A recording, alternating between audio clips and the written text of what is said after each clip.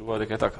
Тоа го кажуваме, не можеме да не го кажеме. Добро, зошто не можеме да изградиме стратегија за да се расчистат сите тие случаи? Знаете што, случаите... Имаше еден предлог Декри од пратеникот Трајанов, кој што исто предлага агенција која што ќе се занимава со се тоа, со декриминализација на сите тие криминални приватизации. Да. Значи, тоа што е во Декри, во еден значаен дел е веќе применето во законите, во еден дел има непременливи работи. И баш ние пред некој ден разговаравме во владата околу тоа и упативме на тоа неколку министри и експерти да седнат уште еднаш да погледнат дали има нешто што се уште не е применето, а што правно гледано би можело да биде прифатено и применето. Така што во тој дел на борбата против корупцијата и криминалот големо укажување и тоа што Меѓународната агенција Transparency International, која што секоја година врши мерење на перцепцијата за корупција, веќе 3 години поред ја подобрува позицијата на Република Македонија и веќе за 3 години поминавме 33 позиции кон подобро. Тоа не е единственото, но тоа е една од исто така показателите на влијателна меѓународна институција која што се занимава со оваа работа, не само влијателна, него и призната меѓународна институција. Јас не верувам дека сме ги решили сите проблеми, имаме уште многу работа во овој дел, но ќе продолжиме со истото и ако можеме и со посилно темпо во борбата против криминалот и корупцијата и кажувам уште еднаш дека таму кај што ќе се најдат докази не може и нема да има никакви партиски заштити, влијанија или било што. Тоа е отприлика тоа што... Јас имам уште многу прашања, имам уште многу малку време.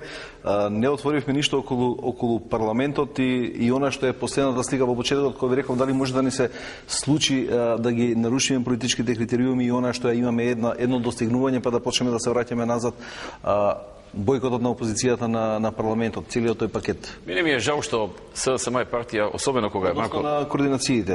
Особено кога е Бранко Црвенковски на чело на таа партија, е партија која што кога сака да оствари партиски интереси, тотално не интересира државните. Во овој момент нивни партиски интереси да добијат нешто, некоја таму ставка во деловникот со која што не знам ќе може да бидат поактивни или да прават некои работи во парламентот. Тоа што тоа не е дел од венецијанските препораки, тоа што нивното излегување од координации може да наштити на државата, тоа тотално не ги интересира. Односно, тотално не го интересира и се биде таму кога... И тоа е одлика на владењето на Бранко Црвенковски. Тој бил подготвен за многу покрупни штети да направи на државата, само за да ја суши позицијата на власт и да дојде на власт. Тоа што у меѓувреме државата и еден куп граѓани ќе имаат многу проблеми, тотално никогаш не го интересира. Законот за антидискриминација, чии производ?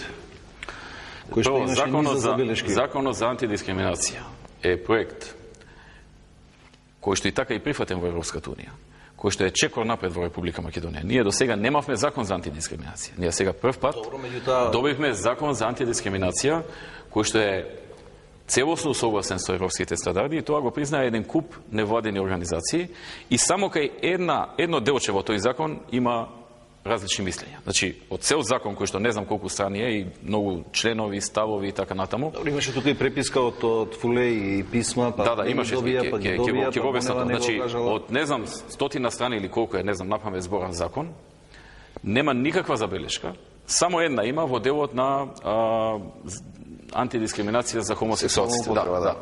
И вие не можете да кажете дека законот е промашување само заради тоа. А сите други работи што се направиле, а до сега нема во закон. Законот се ветува од 2004. И пред некој ден беше Васко Нумовски во Брисел, таму му кажале соодветни луѓе што го примиле дека го сметаат за напредок и дека доколку има и по некоја забелешка понатаму ќе се следи, ќе се анализира, ќе се разговара, но се работи за закон кој што го сметаат за напредок. Иако кај нас се создаде перцепција дека тој закон е назадување за земјата и така натаму. Ке обраните ли Васко Нумовски со интерпелацијата која што денови му ја поднесува? Околу целиот оној пакет не контактира со ФУЕР, со забраната за комуникации на секторот за... Значи, Васко Нумовски е човек кој што е еден од тие што подобро си ја врши својата работа. Нормално е секој човек што работи и нешто и да сгреши, но не да направи некоја стратешка грешка. Јас го прашав дали он има пуштено такво писмо, тој ми одговори дека нема пуштено такво писмо до било кого.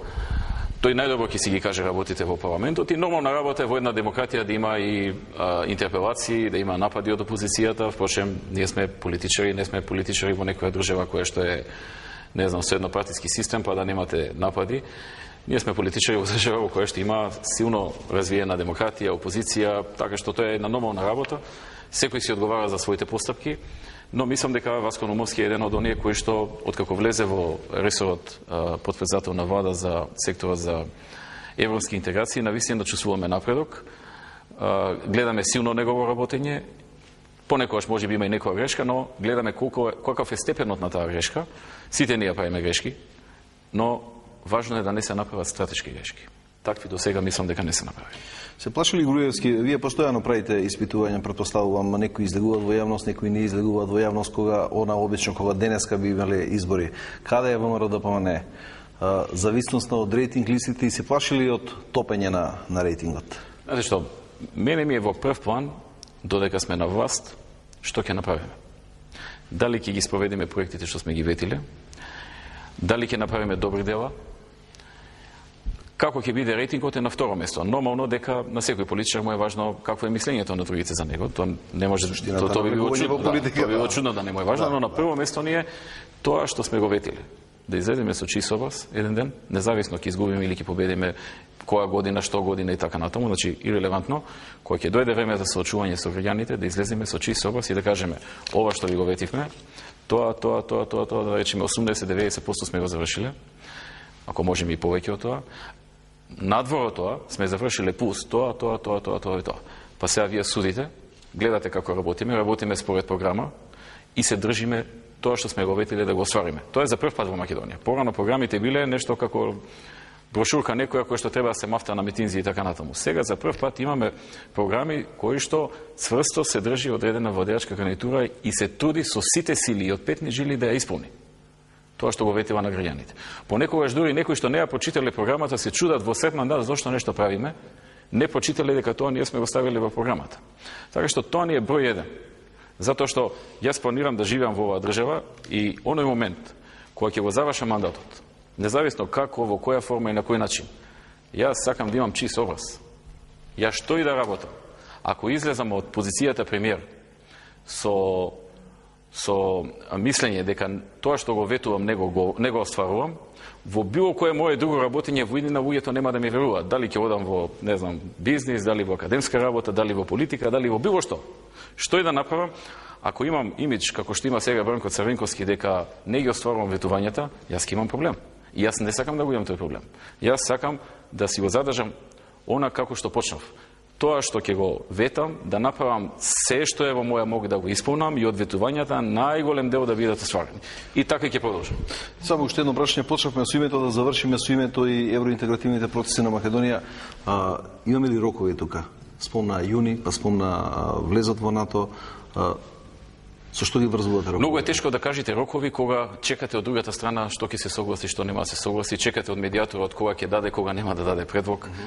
Чекате кога ќе се усогласат, ќе се спојат некои коцки во еден мозаик. Тешко е да се даде рокови. Ние би сакале ден порано, ако може утре да се речи. Но не зависи само од нас. Кога би зависело нешто само од нас, можам да дам рок. Знаете, имаме ние програма во која што секој проект има рок. Ама тоа зависи од нас. И ако досиме, ќе кажеме, добро, не го исполнивме, задоцнивме или воопшто не се исполни. Ама од нас зависело. Овдека многу страни се умешани. Умешана е другата страна, Грција. Умешани се медијаторот. Понекогаш и други актери играат одредени политички игри, олеснуваат, отежнуваат или нешто слично. Така што тешко е да се дадат рокови, иако јас би сакал да е ден порано, бидејќи целото ова прашање мене ми е и на владата, и на граѓаните е еден терет. Ние, кога ќе го решиме, ние ќе имаме навистина широко отворени врати за побрзо одење напред. Ние и сега не стоиме во место. Ние ги правиме реформите, работиме, се трудиме, правиме проекти, решаваме проблеми, но кога ќе се отворат овие врати, со уште поголема брзина ќе може да се прават, така што одсечи интересе, а за рокови не можам да кажам, затоа што, како што кажав, не зависи само од мене или од владата. Господин Груевски, благодарам што бевте дел од магазинот. Благодарам и беше задоволство.